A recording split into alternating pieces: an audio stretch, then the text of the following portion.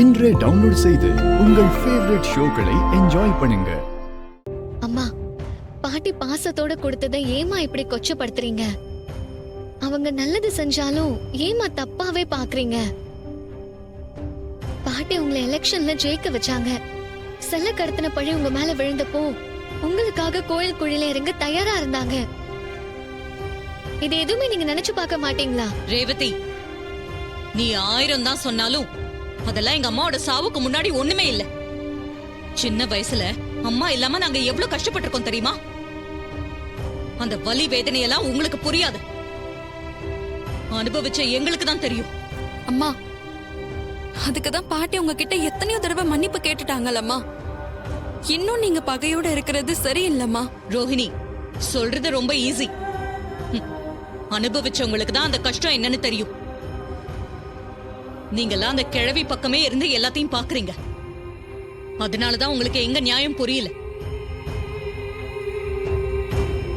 அக்கா, இவங்க கிட்ட எல்லாம் என்ன வீண் பேச்சு? இந்த நகை எல்லாத்தையும் தூக்கிட்டு போயிட்டு அந்த கிழவி முகத்துல தூக்கி எரிஞ்சிட்டு வா. ஆமாண்டி, எரிஞ்சிட்டு தான் வரப்போறேன். அப்படியே நாக்கு புடுங்கிக்கிற மாதிரி 4 கேள்வி நல்லா கேட்டுட்டு வரப்போறேன். சுவாதி, எல்லாத்தையும் எடுத்து பேக்ல வை. அம்மா, வெய்யடி. அப்பா சாமுண்டீஸ்வரி, சாமுண்டீஸ்வரி, எதுக்கு வாசல்ல நின்னு சத்தம் போட்டுக்கிட்டு இருக்கிற? எதுவா இருந்தாலும் உள்ள வந்து பேசுவா. ஏய், நான் ஒன்னும் உன் கூட சொந்தம் கொண்டாட வரல. உன் குடும்பத்துக்கும் என் குடும்பத்துக்கும் ஆகாதுன்னு உனக்கு தெரியும்ல. அப்புறம் எதுக்கு என் பொண்ணு கிட்ட தேவையில்லாம இந்த நகையை கொடுத்த? நாங்க என்ன நகை இல்லாம உன்கிட்ட பிச்சை கேட்டோமா?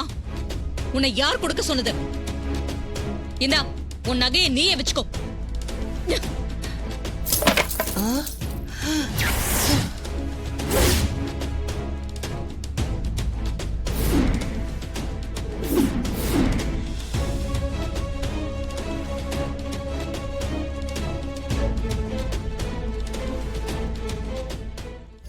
சாமுண்டீஸ்வரி, ஏன் இப்படி எல்லாம் பண்ற? நான் என்ன பெரிய தப்பு பண்ணிட்டேன்? என் பேத்திங்களுக்கு பரம்பரை நகைங்களை கொடுத்தேன், அது ஒரு குத்தமா? ஆமா, குத்தம் தான். என் பொண்ணுங்க கிட்ட நகை இல்லைன்னு அவங்க கிட்ட கேட்டேனா? இப்படி அதையும் இதையும் கொடுத்து எங்க கூட அப்படியே ஒட்டிக்கலான்னு பாக்குறியா? கும்பாபிஷேகத்தோட உன் உறவையே முறிச்சுக்க போறேன்னு சொல்லிக்கிட்டு இருக்க. நீ என்னடானா என் பொண்ணுங்களுக்கு நகை கொடுத்ததோட எனக்கும் நகை கொடுத்து விடுறியா? எவ்வளவு தைரியம் இருந்தா இப்படி பண்ணுவேன்? இதுக்கு தைரியம் எல்லாம் ஒண்ணும் வேண்டாம். நீ என் மருமக தானே, அந்த உரிமையில தான் கொடுத்து அனுப்புன. இத பாரு, ஒரு குண்டுமணி நகை கூட என் வீட்டுக்கு ஒண்ணுதுன்னு வரக்கூடாது. உன் முகத்திலே முழிக்க கூடாதுன்னு நான் நினைச்சுக்கிட்டு இருக்கேன். ஆனா சந்தர்ப்ப சூழ்நிலையால அடிக்கடி நான் பார்க்க வேண்டியதா ஆயிடுது. இந்த கும்பாபிஷேகத்தோட எல்லாத்துக்கும் ஒரு முடிவு வந்துரும். அதுக்கப்புறம் தொல்லை இல்லாம நாங்க எங்க வழியில போய்கிட்டே இருப்போம். வேண்டாம் சாமுண்டீஸ்வரி, நெருப்பள்ளி கொட்டுற மாதிரி வார்த்தைகளை கொட்டாத. நாங்க என்ன தப்பு பண்ணோம்? பண்ணாத தப்புக்கு இன்னும் எத்தனை வருஷத்துக்கு இந்த தண்டனை அனுபவிக்கிறது? இதுக்கு மேலே இதெல்லாம் அனுபவிக்கிறதுக்கு என் உடம்புல சக்தி இல்லம்மா. வேண்டாம், இப்படி எல்லாம் பேசாத. இத பாரு, நான் உன்னை கடைசி தடவையா எச்சரிக்கிறேன். இனிமே இந்த மாதிரி ஏதாவது பண்ண நான் சும்மா இருக்க மாட்டேன். ஜாக்கிரதையா இருந்துக்கோ. என்னால எதையும் மறக்க முடியல. அம்மா இன்னைக்கு பேசினது, நடந்துக்கிட்டது எதுவுமே சரியில்லை. பாட்டி அப்படி என்ன தப்பு பண்ணிட்டாங்க? பரம்பரை நகைய போட்டுக்க சொல்லி என்கிட்ட கொடுத்தாங்க. அது அவங்களுக்கு பிடிக்கலன்னா ஒதுங்கி போயிடணும். இல்லனா என்ன போய் கொடுத்துட்டு வர சொல்லிருக்கணும் இல்லையா? நல்லத நினைச்சு பண்ண பாட்டிக்கு எவ்வளவு திட்டு. இங்கேயே அவங்கள மான மரியாதை இல்லாம பேசிட்டு போனாங்க. இதுக்கப்புறம் போய் பாட்டியை எப்படி அசிங்கப்படுத்திருப்பாங்கன்னு தெரியல. பாவம் பாட்டி இப்ப உடம்புக்கு முடியாம இருக்காங்க. இவங்க பேசின பேச்செல்லாம் பாட்டி எப்படி தாங்கி இருப்பாங்களோனே தெரியல. எனக்கு ரொம்ப டென்ஷனா இருக்கு. உன் அம்மா பத்தி தான் உனக்கு நல்லா தெரியும்ல. அவங்க அம்மாவோட சாவுக்கு தாத்தா பாட்டி தான் காரணம்னு நம்புறாங்க. அதனால்தான் இந்த நிமிஷம் வரைக்கும் தாத்தா பாட்டி மேல கோபமாவே இருக்காங்க. அது மட்டும் இல்லாம துர்கா நவீன் கல்யாணம் பண்ணிக்கிட்டதால அவங்க மேல வர கோவம். இந்த இந்த மாதிரி மனநிலைமையில நிதானம் தவறி சில தவறுகள் செய்யறாங்க தான். அதை காலப்போக்கில் தான் சரி பண்ண முடியும். நீ சொல்றதெல்லாம் சரிதான். ஆனா பாட்டி அந்த நகையெல்லாம் எவ்வளவு ஆசையோட கொடுத்தாங்கன்னு தெரியுமா? அம்மாவுக்காக அந்த நெக்லஸ எப்பவும் வாங்கி வச்சுதான் சொன்னாங்க. நான் தான் பாட்டியை கம்பல் பண்ணி அம்மாவை கும்பாபிஷேகத்துக்கு அந்த நகையை போட வைக்கிறேன்னு சொல்லி அந்த நெக்லஸ வாங்கிட்டு வந்தேன். அப்போ பாட்டி எவ்வளவு சந்தோஷப்பட்டாங்கன்னு தெரியுமா? இப்போ நகையை தூக்கிட்டு போய் அவங்க முன்னாடி விட்டெறிஞ்சா அவங்க மனசு சுக்குநூறா உடைஞ்சு போயிருக்கும். புரியுது. அத்தை நல்லவங்க தான் ரேவதி. எல்லார்கிட்டையும் தன்மையா தான் நடந்துக்கிறாங்க, நிறைய நல்லதும் செய்யறாங்க. ஆனா பாட்டி விஷயத்துல அவங்க இன்னும் கோவமா தான் இருக்காங்க. நீ சொல்றது கரெக்ட் தான்.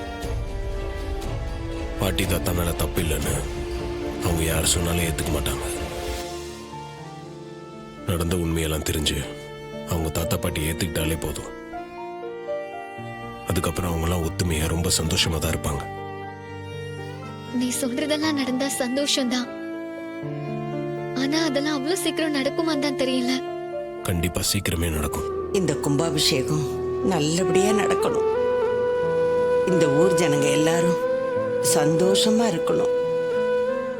கும்பாபிஷேகத்துக்கு என் மருமக சாமுண்டீஸ்வரி வரமாட்டேன்னு பிடிவாதமா இருக்கிறா. அவ மனச மாத்தி அவளும் நல்லபடியா இந்த கும்பாபிஷேகத்துல கலந்துக்கணும். என் மக ராசராசன் குடும்பத்தோட வந்து இந்த கும்பாபிஷேகத்துல சீரும் சிறப்புமா நல்லபடியா நடத்தி கொடுக்கணும். அப்பதான் இந்த ஊர் ஜனங்களும் சந்தோஷப்படுவாங்க, நானும் சந்தோஷப்படுவேன். அதுக்கு நீதான் வழிகாட்டணும் சாமி. ஐயா முருகா, முருகா, முருகா. என்ன? இந்த புடவை எனக்கு எப்படி இருக்கு? நல்லா இருக்கு. ஏன் சூப்பரா இருக்குன்னு சொன்னா குறைஞ்சா போயிடுவேன். ஆசையா கேட்டா ஏதோ கடமைக்கு நல்லா இருக்குன்னு சொல்ற. நான் தான் நல்லா இருக்குன்னு சொல்லிட்டேன்ல. நீ சூப்பரா இருக்குன்னு சொல்லியிருந்தா நான் எவ்வளவு சந்தோஷப்பட்டிருப்பேன் தெரியுமா? சரி, சூப்பரா இருக்கு, போதுமா? அத கொஞ்சம் சிரிச்சுக்கிட்டே சொன்னா என்ன? ரேவதி, கோயில் போறதுக்கு நேரம் ஆகுது, நீ விளையாடிட்டு இருக்காத. சரி, நான் இனி எதுவும் சொல்லல. என்ன? இல்ல, கும்பாபிஷேகம் முடிஞ்சதும் நீ அம்மா கிட்ட எல்லா உண்மையும் சொல்ல போறதா சொன்னல. ஆமா. அத நினைச்சு பயமா இருக்கு. இத பத்தி நம்ம நிறைய பேசியாச்சு. நான் இன்னைக்கு உண்மையை சொல்றதுல உறுதியா இருக்கேன். இப்ப நான் சொல்லனாலும் அந்த தீபாவளி மூலமா அத்தைக்கு எல்லாம் உண்மையும் சீக்கிரம் தெரிய வந்துடும். அதுக்கு நானே போய் அவங்ககிட்ட சொல்றது நல்லது.